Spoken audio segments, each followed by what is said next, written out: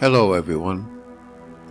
Let's see, today's date is August 18th, 2022, year of our Lord. And this is Teo, and Sati asked me to answer some questions and to record my answers here. Actually, it was a group we met last year, and they had some questions for me. But I thought I would record them and see what happens. We were in San Jose late 2021, and we had just watched a rock concert with Hailstorm and Evanescence, and it was a very good concert. Very much enjoyed it. And so much bouncing life all over me, all around me. And after the concert, we went, myself and this small group of young people, went to a bar called Level 44 there in San Jose. And they knew who I was, and they knew what I was. And they had some questions for me. And my only rule for the questions was that they would not be too personal with regards to my vampire nature, that they didn't get too personal. And I'm not sure that these rules were followed, but in any case, I guess I'll start by talking about the people who were there. First was Sati, who I think I've already mentioned. Beautiful young black woman filled with such delicious life. I think she works at one of the museums in San Francisco. I can't remember which. But my mind wanders to good places when I think about her. The Glorious Feast comes to mind as well. Anyway, I won't dwell on that. Next was David, a football player. I think he was just out of high school. Very active, energetic. Not particularly bright, but that's fine. He's a good kid. From Nebraska, I think. Next was Emily, the bookworm of the group, probably somebody I identified with fairly well. I think she's studying agriculture in the UC system. But she was dying to know how I compared to her preconceptions about what a vampire is. She was very cute. Not as beautiful as Sati, but well, and the air conditioning has just kicked on. I'm not sure how that will affect this, but that's okay. This is casual, impromptu. But anyway, Emily, she has such flavor in her ideas and her mind. I could get lost in that flavor. Next, or finally, was Smitty.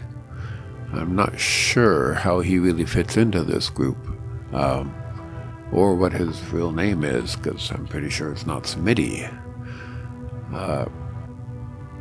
He's a joker, and probably not someone I will deal very well with over time. I guess I've just become more serious in my last 800 years.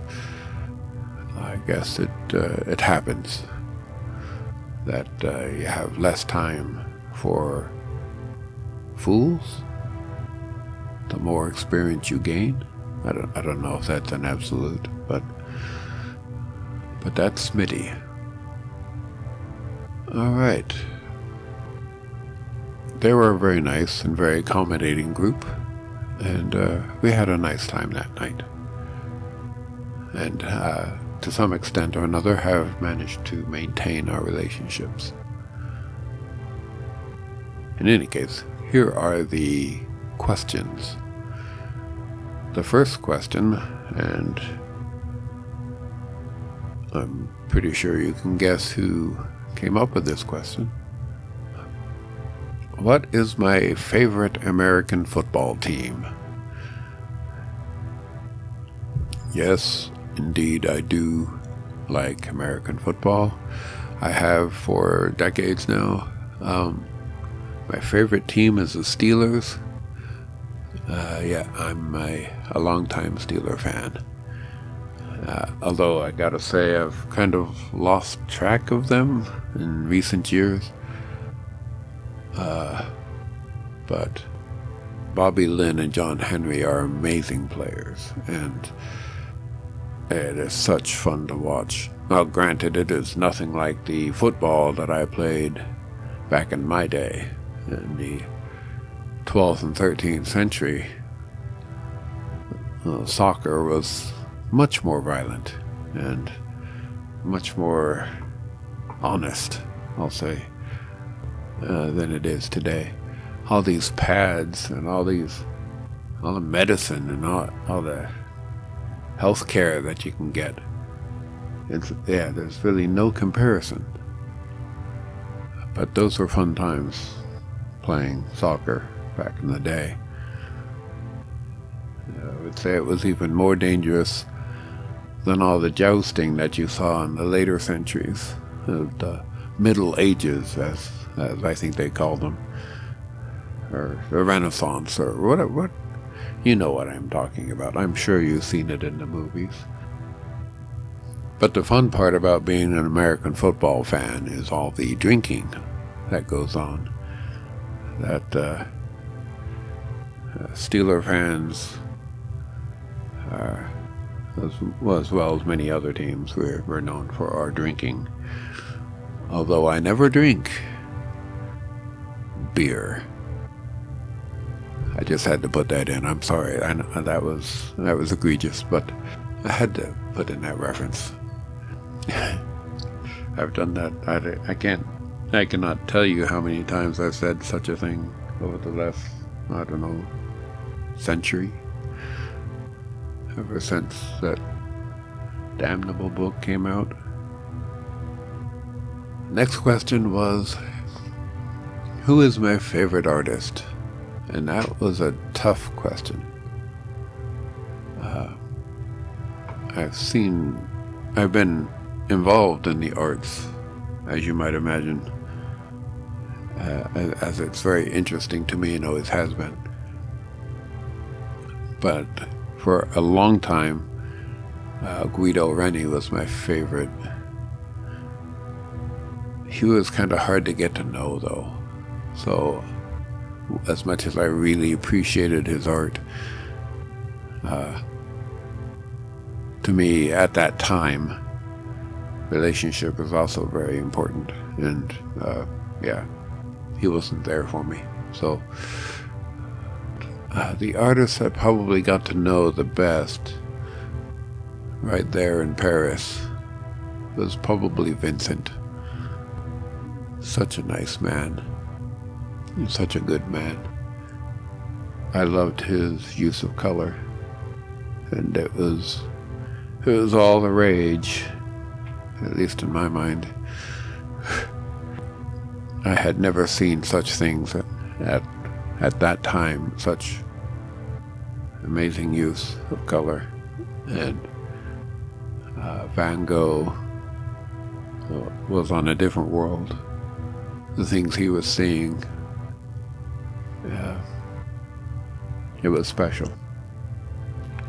And so special, in fact, that I considered giving him, well, you know what they call it? They call it the dark gift. They call it the embrace. They call it turning him over to become a vampire. Well, you know,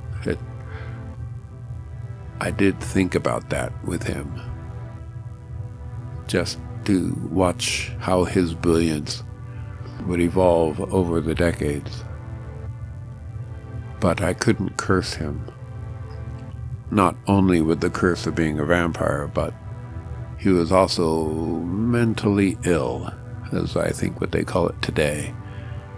And you don't make a mentally ill person live forever. You don't empower that. You don't. And somebody has suffered as much as he had. You don't say, well, I'm going to make that permanent. So, and I'm not sure he would have gotten better with treatment over the years. I don't believe that would have happened. It certainly didn't happen in his life. So, but that's a tough question. Favorite artist. I mean, there's so many. But, so I kind of failed at answering that question completely. Next question was, what is my favorite type of music? Another tough question. When you have experienced all music, ever, pretty much, how do you pick one? If you can imagine having only one kind of music for decades and decades, and then being exposed to something new and enjoying that for decades and decades, how do you say, oh, this one is my favorite overall? That's very tough. And I've seen so much. But, I mean, I sat in the audience at a private session where Johann Bach was on the organ. How does that compare? I sat behind Beethoven when his Ninth Symphony was performed, and that was my favorite piece of music for well over a century. But does that make it my favorite? Maybe. I'm into metal now, as you might have guessed from going to a Hailstorm concert, but yeah, it's just because it's so unique. Although I gotta say, it definitely has its foundation in what people call classical music. If you consider some of the more raucous overtures from classical music, I think you'd find some ties to that music and metal today. It's just different instrumentation. But definitely is thrilling, definitely is pounding, foot pounding, or foot tapping. What? Oh, head banging. That's what they call it. I guess you could head bang to Beethoven, or some of the others. But that's enough about music. I will say that as much as I appreciate recordings, like stuff on my computer and on CDs and on my record collection from the 70s, as much as I like being able to listen to a particular song anytime I want, it is not the same as listening to a live performance. And that's what made the Bach and the Beethovens and the so amazing. The next question was veering into rule-breaking territory. Are there any other vampires, or am I the only one? I would say that there are more vampires than humans think. That is, might be a weird sentence because I'm not sure too many people think there are any vampires. But there's more of us than people think. We aren't as organized as you see in all those movies and TV shows where, well, first of all, we're all evil in the shows because, we kind of have to be because Dracula was. And so you get Buffy the Vampire Slayer just going around and arbitrarily slaying vampires who show up all over the place in a organized or disorganized existence, and it's entertaining, just it doesn't recognize reality. Drinking blood doesn't have to mean I'm evil, but I'm getting away from the question. Not very many of us. Maybe I can't even wrap my brain around how many people are in the world. But so I would not even guess how many vampires there are. But it's not like you see where we're trying to proliferate the vampire cause and to spread vampirism and to make cities safe for vampires and all this stuff. It's just not that hard to be a vampire. We aren't as organized as the main thing.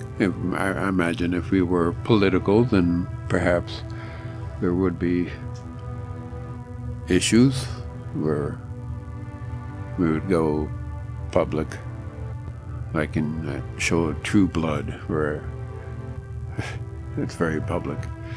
But another interesting depiction of what we are. Another was LA by Night, a online improv telling of a vampire story. It's very interesting and very amusing. I bring it up here because I know one of the actors on the show, and I know that they're also a vampire, which is amusing to me that a vampire would play a vampire in an online improv show. But it seems to work for them, so enjoy, I guess. Another question was, have I ever fought in a war? Yes, I have fought in more wars than I can count.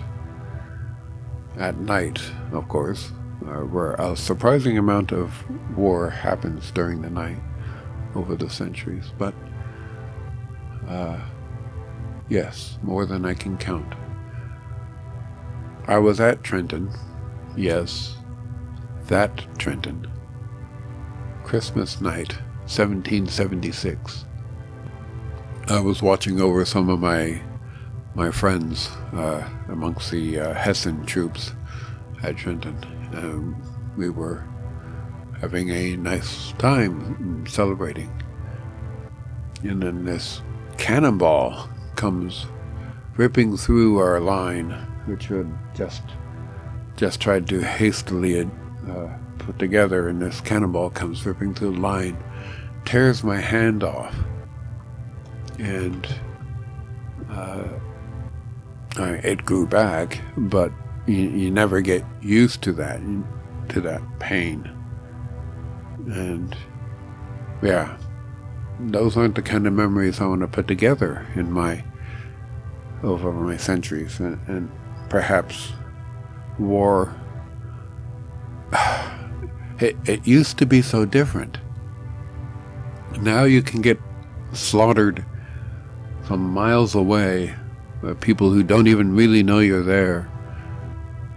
And that's the way it was at Trenton, that those cannons were able to reach me without even seeing me. I mean, I'm a 13th century guy. We've had cannons and we've had some sort of firearms for centuries. We had them, well, not in my day so much, but after, within a few hundred years, they were using cannons to break down castle walls and so forth. But I don't know, it seems so different by the time Trenton came around, that cannons were so, artillery from a great distance was required to win a battle now at that time. And it just didn't have the same glory. It wasn't as personal, and therefore it just seemed so much more dangerous. If you're in a room or on the field of battle and you're looking into the eyes of the person you're driving your sword into, you're invested. It is a very real thing, and you can be justified in doing that. And I was always justified in my wars. The AC's turned off. And I was always justified when I was killing people on the battlefield. And so I didn't balk at some of the things I did over the centuries, because I was justified and it was glorious. But there's no question of killing innocents that's always happened, but using ranged weapons to arbitrarily bomb a city. I don't know, perhaps I'm not being clear. I'm probably not being clear. I just have to say that honor and glory were very important to me. And it seemed I got my first taste there at Trenton that the world had changed, that war had changed.